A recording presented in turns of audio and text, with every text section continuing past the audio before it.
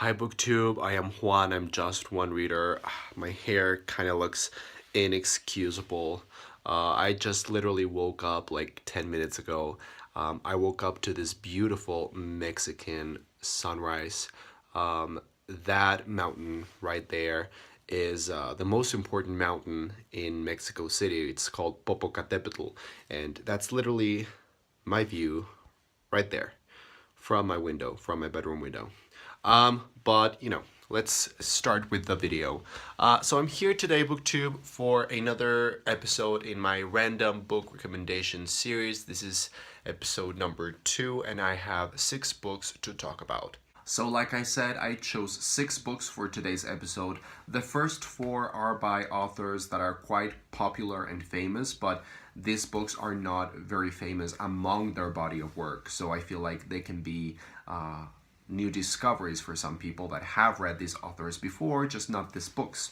So the first one is Patrick Ness. Patrick Ness is very popular right now, very famous, because he wrote A Monster Calls, which has been adapted into a film. I didn't like the film very much, but the book was really enjoyable. If you could call that enjoyable, it was really good. It was inspired by an original idea from Shia Bundowd, who passed away, and she gave it to Patrick Ness, and he wrote it. So Patrick Ness also wrote More Than This, which is actually my favorite book by him. But I am here today to talk about another one of his books, or rather a trilogy that he wrote, that I think is pretty worthy of mentioning. It's not the best thing in the world, but I think it's worth reading for some people. And this is The Knife of Never Letting Go. This is the first book in the Chaos Walking trilogy. This was very popular a couple of years ago when I joined BookTube. I remember I was reading this that year, and I really enjoyed this trilogy. It's not amazing, it's not spectacularly written, or it's not the best in terms of quality, but I definitely enjoyed how action-packed it was. It got me out of a reading slump. It is so thrilling. Particularly the first one was amazingly just fast-paced and emotional. There's just one scene that I can clearly remember from this book, and it was just gut-wrenching.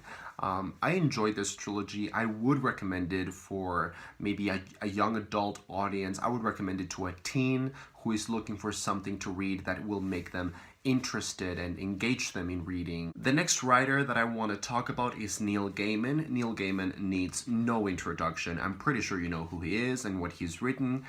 Books that I have really enjoyed, such as Neverwhere, American Gods, and Nancy Boy's Coraline, Stardust, etc., etc. But today I chose M is for Magic. This is one of his short story collections. This looks like it's for a middle grade young adult audience, but regardless of that, I think it's incredibly recommendable. This has some of my favorite short stories ever, and definitely my favorite short story by Neil Gaiman, which is Trollbridge. It's just such a humane, complex, thought-provoking, and heartfelt story, and this book actually is filled. I mean, it only has about 8 or 9 short stories, or maybe 10, but the selection is fantastic. Just the stories in here are amazing. How to Talk to Girls at Parties, The Prize, Chivalry, October in the Chair. Yeah, I loved this collection. It's very quick, it's very easy to get through, and you will find some precious gems in here. The next writer is Stephen King, and Stephen King is another author that of course needs no introduction. I have read a bunch of his books that I have enjoyed, but also some of his books I found kind of disappointing. So he's an author that I overall really enjoy, really admire, but sometimes he's hit or miss. But this is a book that really surprised me because I didn't even know it existed, and when I picked it up, I was kind of reluctant because it's written in a way that I was not sure if I would enjoy it, and I ended up loving this book, and this is The Cycle of the Werewolf by Stephen King. It kind of looks like a very cheap sci-fi horror thing, and when I picked it up, like I said, I was very reluctant. but I started reading it, and it literally is what Stephen King does in every book of his. He takes a small town, he puts a supernatural or weird situation, and he just plays with the dynamics, with the characters. It literally is like reading a typical Stephen King masterpiece, but in a very different format. It kind of feels sometimes like a graphic novel because it just has a lot of illustrations. It also feels like a little bit like a short story collection or like a novella told in chapters where each chapter feels like a separate story, kind of. I loved it. This is fantastic. The next writer that I think is really famous is Gillian Flynn. She's very famous because of Gone Girl, which I enjoyed, but I definitely prefer the movie to the book.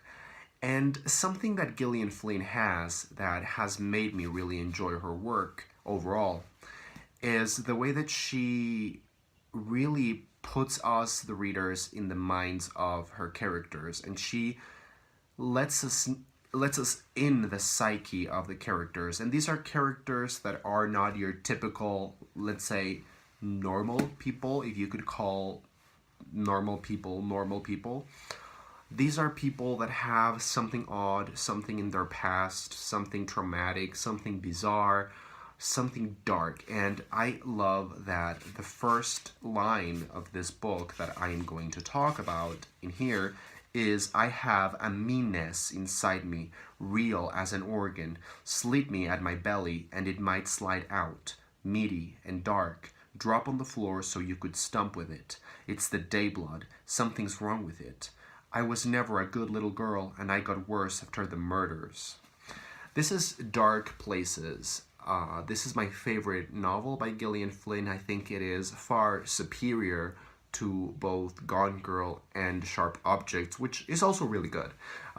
This one, though, I just found very, very complex in terms of the characters. The three main characters that she portrays or that she shows us in here are mesmerizing and captivating. The story is told in a very Gillian Flynn-esque type of style, very dark and suspenseful, very page-turnery and fast-paced, but at the center, at the core of this story is a very hauntingly sad thing that I will not spoil for you in case you haven't read it or seen the movie starring Charlize Theron, which is also really good. At the core of this is a very tragic, heartfelt, humane thing, and that's what, for me, sets it apart from the rest of her novels. Now, the next two books that I will mention in this video are books that are not popular, not because people don't like them, just because people don't usually read them or don't talk about them on Goodreads or here on BookTube. These are kind of underhyped books because they're not very well known, period. I think they have their flaws as well as their merits, but I think they're worth reading and discussing. The first one is Crabat and the Satanic Meal, and the Legend of the Satanic Meal. This is by Ottfried Preußler, if I'm saying that correctly. This is a middle grade, but it's a very different middle grade. It's very different to any middle grade that you have ever read. I am pretty sure of that. This is very dark, but really dark. It deals with actual satanic magic. It's a very adventurous story, but it's not what you are expecting when you go into. Like I said, it is very dark. It's really dark. It has this kind of weird undertones throughout the entire book. It has this kind of uncomfortable feel to it. There's a movie adaptation, of course, with these people. This is actually the cover of the movie, I think. I saw the movie many years ago, and I really enjoyed it, and it really caught my attention because it was so dark and sinister, and I loved that kind of thing in a middle grade. So this is something that I would recommend if you can get your hands on it. It is very rare and difficult to find. This was the only copy that I could get in the Strand bookstore in New York. I was very lucky to find it, but it's very rare. Maybe you can get it on Kindle or e-reader or something. I didn't love it, but I think it's just very interesting what the author does, particularly in a middle grade. And the last book is another book that I don't think is very popular, and I think it should be more popular, and it is Susanna M. Smith's How the Blessed Live. This is popular on BookTube among some booktubers. I think this is a very creative, original, beautiful book. It didn't really appeal to me personally that much. I know some booktubers that just found it amazing and just couldn't get enough of it. But I think the writing in here is something that can really appeal to you, or like with me, it can create some kind of distance. It's a combination of narrative and poetry. It is a very beautiful story, and it has a lot of influence from myth and obviously poetry. Someone described it as a weird combination of Alice in Wonderland and real life and fairy tales and Egyptian myth. And I think that's pretty accurate. Some parts of this felt like very well, everything in here felt very dreamlike, hazy, maybe like The Night Circus by Erin Morgenstern. Very beautiful parts in here, fragments from here that I absolutely loved. This is a book that it definitely finds its merit in the language. So if you are a reader who enjoys the use of language and you're looking for beautiful use of language, both prose and poetry, then this is for you, because you will find this delicious. Like I said, this wasn't totally for me. I gave it like 4 stars or maybe a little bit less than that, because the language, the nature of the writing sometimes was so dreamlike that it created a distance with me. But it was just a beautiful experience, and I would definitely recommend it because it is very different from anything that you've ever read. Guys, thank you for watching my second episode in random book recommendations. If you want to comment, please feel free to do so. Let's chat about books, and I will see you next time.